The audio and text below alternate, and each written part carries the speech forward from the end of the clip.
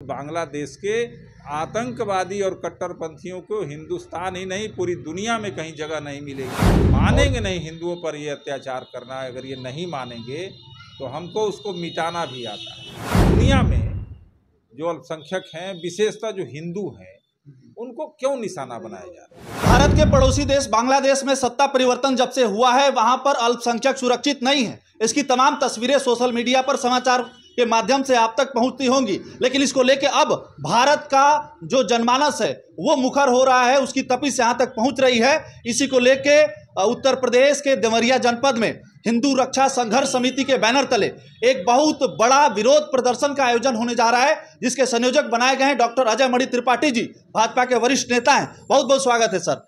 हम ये सवाल करना चाहते हैं कि ये जो कार्यक्रम इस बार विरोध प्रदर्शन किया जा रहा है, क्या इसको करने में देरी हो गई है? क्योंकि फलस्तीन में जो होता है, गाजा में जो होता है, उसकी प्रतिक्रिया तुरंत भारत में दिख जाती है, तो क्या इसको लेकर देरी हुई है?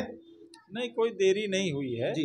अभी हम लोग इसको कई प्रकार से विरोध प्रदर्शन कर रहे थे, लेकिन अब लगा कि समाज को लगा कि नहीं, हमको समाज को निकलना चाहिए, उसको अपनी ताकत दिखानी चाहिए। और उस ताकत दिखाने के क्रम में हम 4 तारीख को निकल रहे हैं।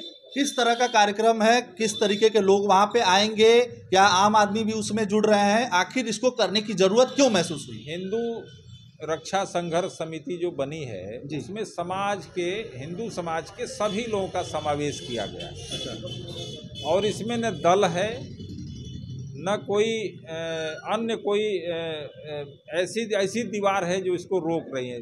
जो हिंदू है वो इसमें आने के लिए आमंत्रित, हम लोग उसको आने के लिए कर रहे हैं और एक बड़ा प्रदर्शन, विशाल प्रदर्शन कर रहे हैं। और भारत सरकार से हम कहने वाले हैं कि इस पर एक वैश्विक राय बने, और वो वैश्विक राय कि आखिर दुनिया में जो अल्पसंख्यक हैं, विशेषतः जो हिंदू हैं, उनको क्यों निशाना बनाया जा रहा है। और बांग्लादेश की जो सरकार है, जिसको आपने कहा कि जब से सत्ता परिवर्तन हुआ है, बांग्लादेश की सरकार को हमने बनाया। जी जी बिल्कुल। 1971 में बांग्लादेश की सरकार जो इस जमीन पर पैदा हुई, वो हमने बनाया है।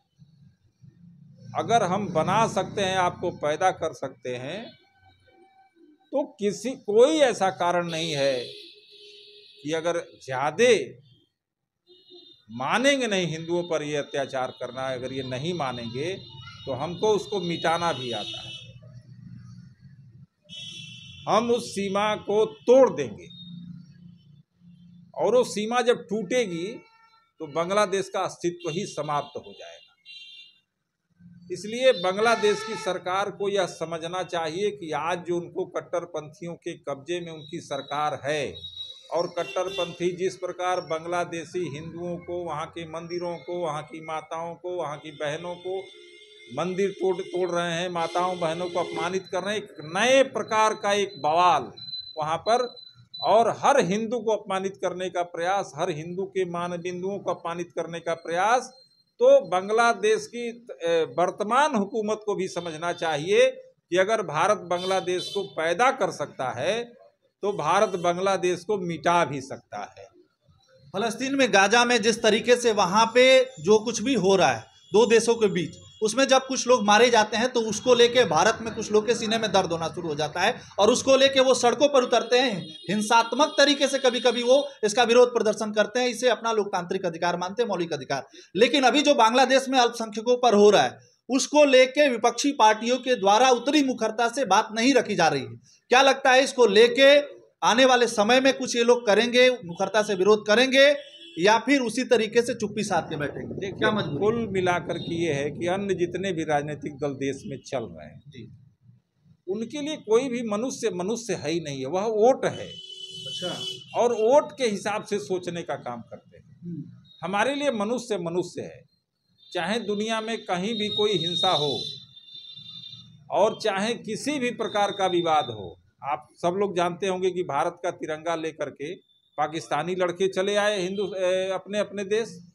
हमारे जब लड़के निकाले जा रहे थे, तो हमारे लिए वो विषय ही नहीं है। हमारे लिए विषय है कि मनुष्य मात्र की सुरक्षा कैसे होगी, मनुष्य अपने स्वतंत्र अधिकारों के साथ जिएगा कैसे? मनुष्य अपनी बुनियादी सुविधाओं को प्राप्त करते हुए एक फेडरल स्टेट में कैसे रह सकता है? ये सुविधा अगर आप नहीं देंगे, चाहे दुनिया में कहीं भी रह रहे हो, अरे बांग्लादेश की पैदाइश की तना है। बांग्लादेश पाकिस्तान का हिस्सा था, 71 में बना, 47 के पहले हिंदुस्तान था। और बांग्लादेश की जो धार्मिक परंपरा है वो बड़ी समृद्ध परंपरा है। वहाँ पर बहुत सारे मठ मंदिर हैं। इन सबको एक साथ समाप्त करने का जो प्रयास किया जा रहा है वो कतई सफल नहीं होगा। और भारत एक ऐसा देश है जिसमें दुनिया में कहीं भी रहने वाला हिंदू जब भी उसके ऊपर किसी भी प्रकार का संकट आता है तो वह भारत की ओर देखता है और भारत उसके पक्ष में खड़ा होता रहा है।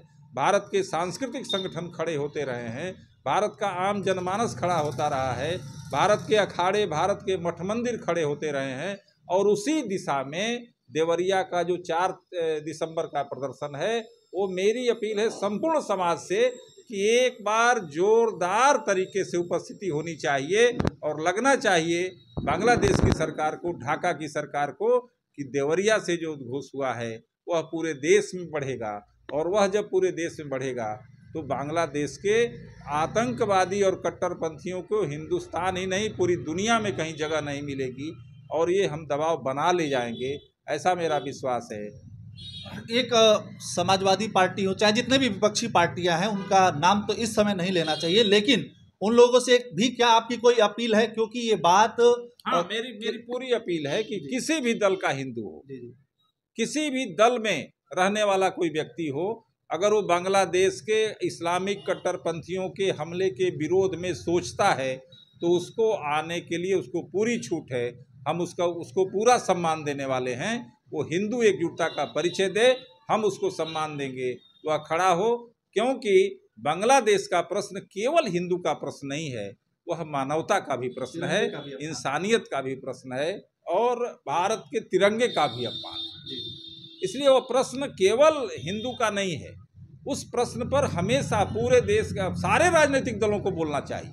लेकिन मैं बार बार कहता हूं कि यही इनका दोगलापन है। एक इशू पर बोलेंगे, एक इशू पर नहीं बोलेंगे। ये खून के रंग को भी लाल और काले में बांट करके देखते हैं। खून का रंग इनके लिए मनुष्य का एक नहीं है। मैं पहले ही कह चुका हूं कि इनके लिए मनुष्य नहीं है, वह वोट है।